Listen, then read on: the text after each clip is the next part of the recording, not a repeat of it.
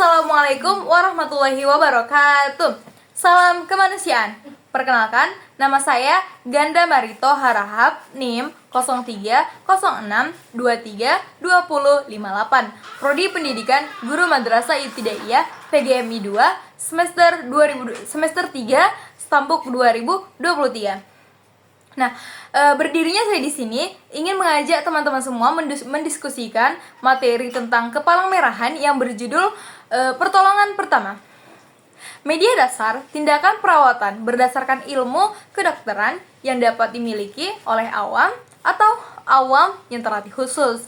Batasannya adalah sesuai dengan sertifikat yang dimiliki oleh pelaku pertolongan pertama. Tujuan pertolongan pertama tidak lain, ada beberapa poin. Yang pertama, menyelamatkan jiwa penderita.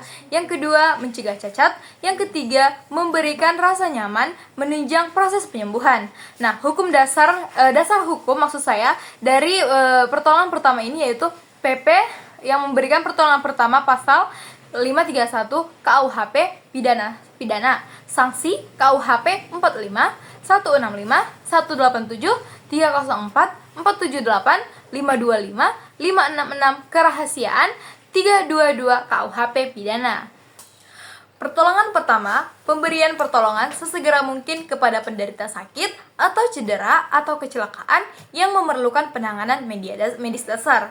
Nah, prinsip pokok pertolongan pertama ada beberapa. Saya akan membawakan beberapa poin. Yang pertama, menjaga keselamatan diri, anggota tim, penderita, dan orang sekitarnya. Yang kedua, dapat menjangkau penderita. Yang ketiga, dapat mengenali dan mengatasi masalah yang mengancam nyawa.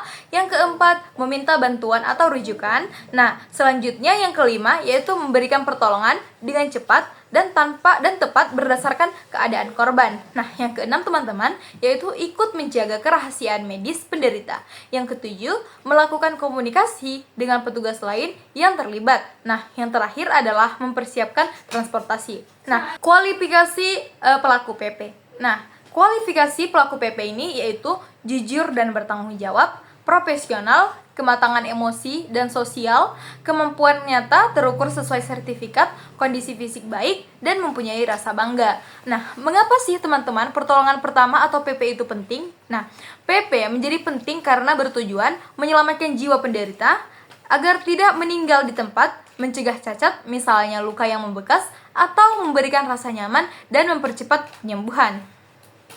Anatomi adalah ilmu urai tubuh, yaitu ilmu yang mempelajari susunan dan bentuk tubuh. Sedangkan ilmu faal, yaitu ilmu yang mempelajari fungsi bagian dari alat atau jaringan tubuh disebut fisiologi.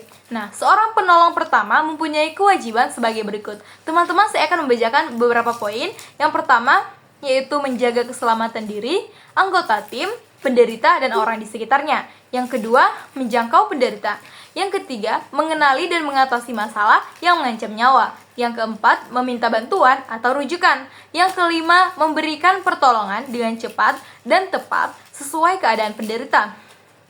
Yang keenam, membantu penolong yang lain. Yang ketujuh, menjaga kerahasiaan medis penderita. Nah, kedelapan, melakukan komunikasi dengan petugas lain yang terlibat. Dan yang terakhir teman-teman, yaitu mempersiapkan penderita untuk ditransportasi dirujuk ke fasilitas kesehatan. Nah, saya akan membahas salah satu poin yang lebih penting, yaitu penilaian korban. Nah, penilaian yang pertama itu adalah penilaian keadaan. Gimana sih kondisi pada saat itu? Atau kemungkinan apa saja yang akan terjadi? Lalu bagaimana sih cara mengatasinya? Nah, itu adalah penilaian keadaan. Nah, saya akan membacakan penilaian di lokasi. Secara umum, tugas seorang penolong saat tiba di lokasi adalah ada beberapa poin. Nah, yang pertama yaitu memastikan keselamatan penolong, penderita, dan orang yang di sekitar lokasi kejadian. Yang kedua, penolong harus memperkenalkan diri bila memungkinkan. Nah, yang ketiga, menentukan keadaan umum kejadian atau mekanisme cedera, misalnya kecelakaan atau terbentur. Nah, yang keempat, mengenali dan mengatasi gangguan cedera yang mengancam nyawa. Yang kelima, stabilkan penderita dan meneruskan pemantauan. Nah, yang terakhir, minta bantuan bila diperlukan. Dalam melakukan tugas seorang penolong juga diperlukan berbagai informasi untuk menunjang penilaiannya. Yang pertama, kejadian itu sendiri. kita itu harus bisa melihat apa sih kejadian itu, mengapa sih terjadi gitu, kejadian yang benar-benar sebenarnya. Yang kedua itulah penderita bila sadar. Nah, kita bisa tanya kepada penderita itu kronologi kejadiannya, bagaimana, apakah kecelakaan atau kecelakaan tunggal. Nah, yang ketiga adalah keluarga atau saksi yang bisa dimintai keterangan. Nah, selanjutnya ada mekanisme kejadian, yaitu tahap-tahap terjadinya kejadian tersebut sehingga kita sebagai penolong tahu apa-apa saja bahan-bahan yang dibutuhkan dalam melakukan pertolongan.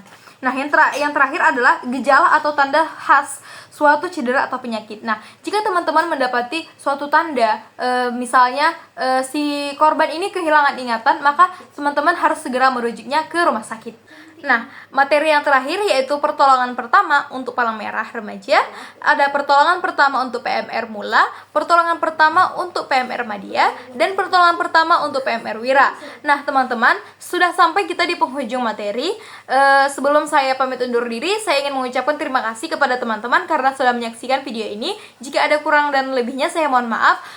Wassalamualaikum warahmatullahi wabarakatuh. Salam kemanusiaan.